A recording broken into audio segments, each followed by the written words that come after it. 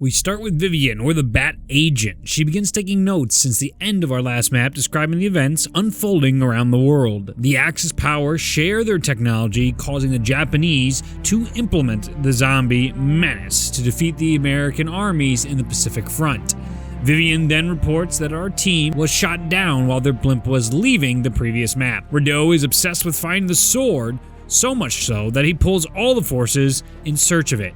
Vivian is left wondering if Rideau has lost his mind. She questions his command because the world's on fire, but all he cares about is a sword. She is then tasked with a mission to recover the sword and save Colonel Jefferson's team from the crash. We will learn that the geiskraft bolt we saw at the ending of the outro of the previous map in DLC 3 would be the bolt to crash the blimp. By text file 4, Vivian's team receives a scrambled message informing the Bureau that the team is still alive but headed farther inland. Mikhail finds a sword in the wreckage after the blimp explosion. He was the very soldier we heard on the radio during the Shadowed Throne. He joined the Bureau after the Russians lost the Battle of Berlin. In addition, he accompanied our heroes out of the map Altar of Blood. Before Vivian's rescue party goes in to save the sword, we learn that Europe is lost to the zombie horde. By text file 6, she becomes corrupted by the geiskraft. She begins to hear voices telling her the sword belongs to Thule, not to the battlefield. The same voices our team were hearing inside Altar of Blood, tempting them to build the sword and leave it there for something sinister. Vivian begins going insane when she figures out that the sword isn't special, but the properties of the metals are what make it special. The metal originates from ancient meteor showers that flew over the ancient civilization of Thule, a tribal hunter-gatherer culture finding this ancient mythical ore. As Vivian falls deeper into the control of the God King, she looks to break the cycle of the Raven Lords. She describes how there is always a rook to create the Raven Lords in order to keep the God King sleeping or at bay. Vivian believes she can break the cycle by bringing the God King back to life and defeating the Ravens. Our map begins after the crash landing. Our characters remark about the bolt that struck them down and the other airships. The team made their way to the entrance of Thule because the team feels as though they can't leave Thule without setting things straight. The team enters the city by sacrificing zombies' geiskraft energy to unlock the doors and barriers leading into the Great Lost City. Our team quickly learns that geiskraft originated in Thule. It is always part of the universe, but the ancient civilization was the first to harness its power to dominate the world. Through its brutal culture, Thulean people influenced the rest of the world. We hear comments like they taught the Egyptians how to cast their stone blocks, and we hear bits of their cultures influencing all the cultures we've seen around the world. Olivia even comments how vampires have been justified through tales in the ages to come, because it was people being turned and brought back to life by geistkraft. During the main quest, our characters unlock the weapons of the Raven Lords, housed in Thule.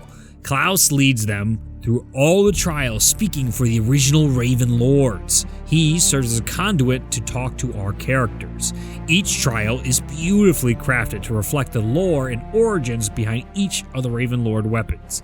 In the Final Reich, we saw the Murals describing King Barbarossa's journey to receiving the sword. The Mural story shows Barbarossa appointing his new Raven Lords, but they would betray him because his power would grow too strong. Inside the Forge Room, in the Frozen Dawn map, we see similar murals showing multiple cycles of the God King being slain by the Raven Lords. At one point, Barbarossa takes the sword on one of his expeditions, claiming the power for himself and trying to rule the world.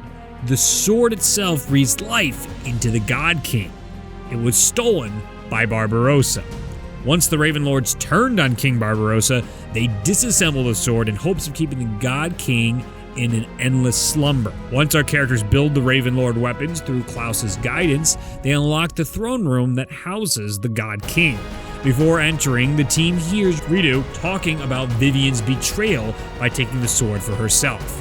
What originally was a mission to save our characters becomes a psychotic quest to revive the God King to break the cycle. As soon as our team enters the throne room, Vivian stabs the sword into the God King. The metal attributes of the sword revive him. In return, he kills Vivian because she merely was a pawn to him. Vivian was literally disposable. During the fight, the team uses the Raven Lord weapons to defeat the God King. By utilizing geiskraft, they are able to weaken the king until he breaks. Twice, the God King has quotes demonstrating his own insanity. He seems to be trapped inside the cycle as well. The following quote seems to indicate that.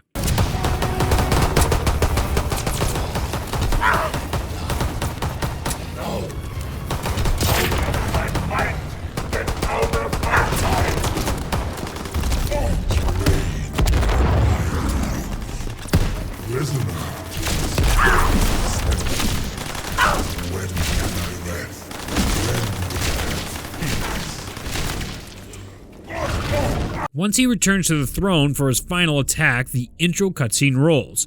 We experience Klaus give our team the powers of the Raven Lords. They serve as the new balance between life and death. They experience extreme power due to this gift. Klaus is acting as the current rook to create the newest incarnation of the Raven Lords. Once gifted, our team rushes to the God King and kill him.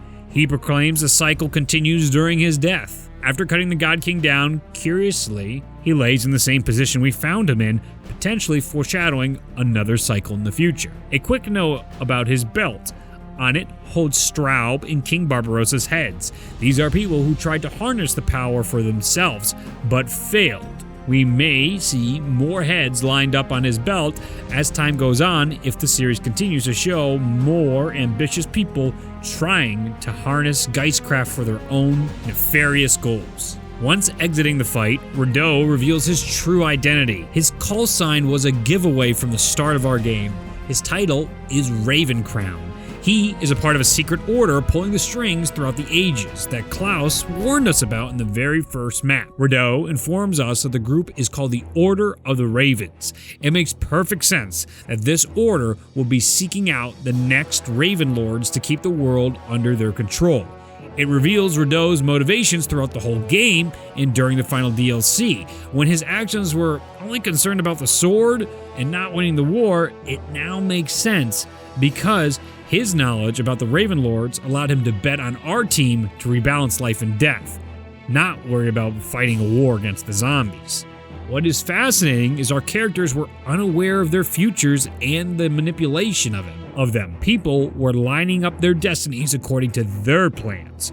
It is in contrast from the cycle our characters experience in Treyarch's. Richtofen is very much in control and has his plan for making the cycle continue or break. In World War II, our characters have basically been betrayed by Rideau into becoming something they never agreed to. This could lead our characters resenting the Order of the Ravens in a future game.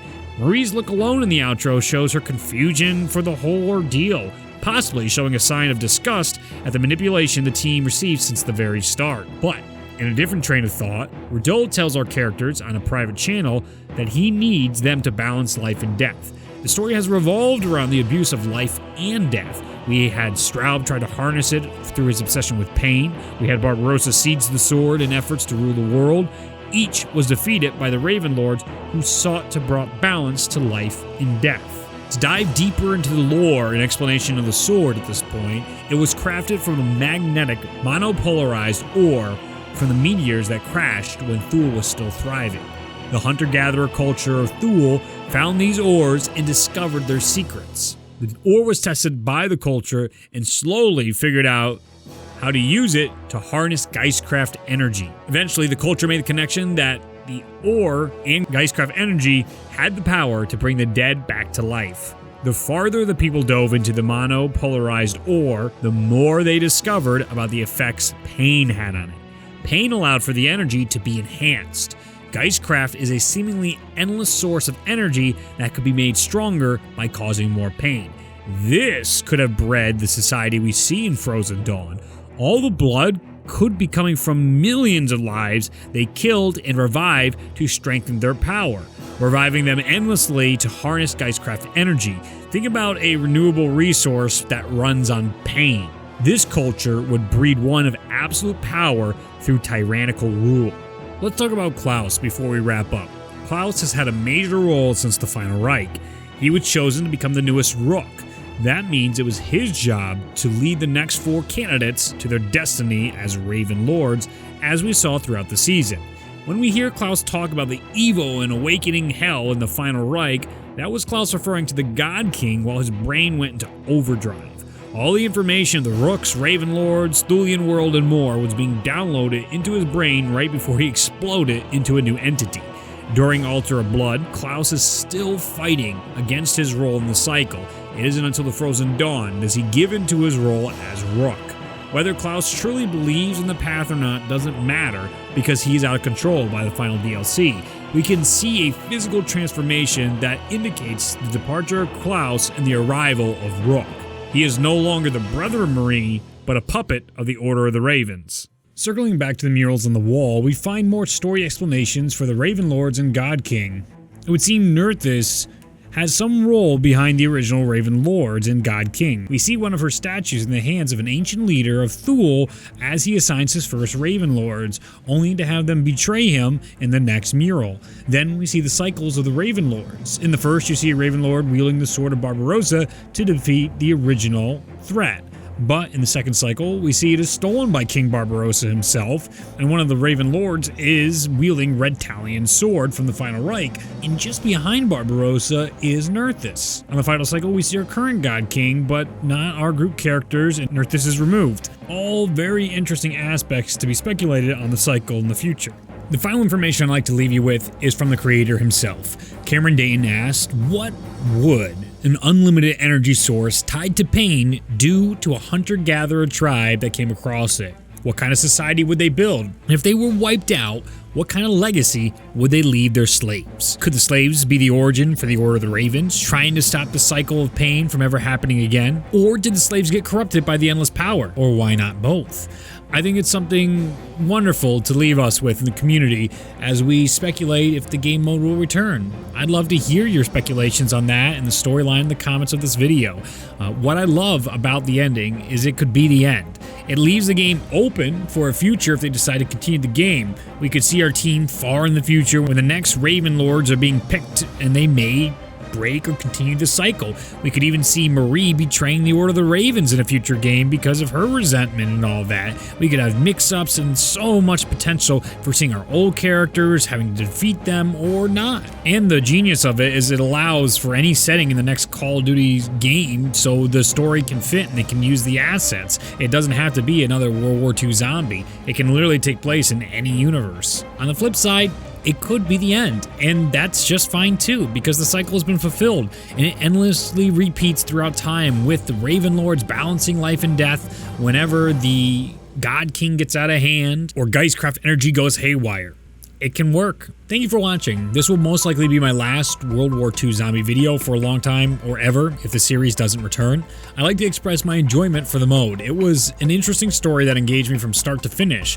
If we could experience an entire game like Prologue, I think we would have been in for a serious contender for the quality of zombie game modes to Treyarch. But for now, it was a good experience. For me, it wasn't life-changing like a BioShock or Last of Us or Horizon Zero Dawn, but I enjoyed the hell out of it when I played it. I wanted to thank the wonderful team at Sledgehammer for working hard to make a game for our enjoyment. The team did a great job based on their limited resources that they had. This team stepping up to the challenge reminds me a lot of what Treyarch did when IW began to falter. Not that I see Treyarch going anywhere, but Sledgehammer seems to be paying their dues like we saw Treyarch do in the past, because if you remember, Treyarch was not beloved until much later in the Call of Duty cycle. A huge congratulations to the team on a successful season, and I wish them the best of luck in all their future games.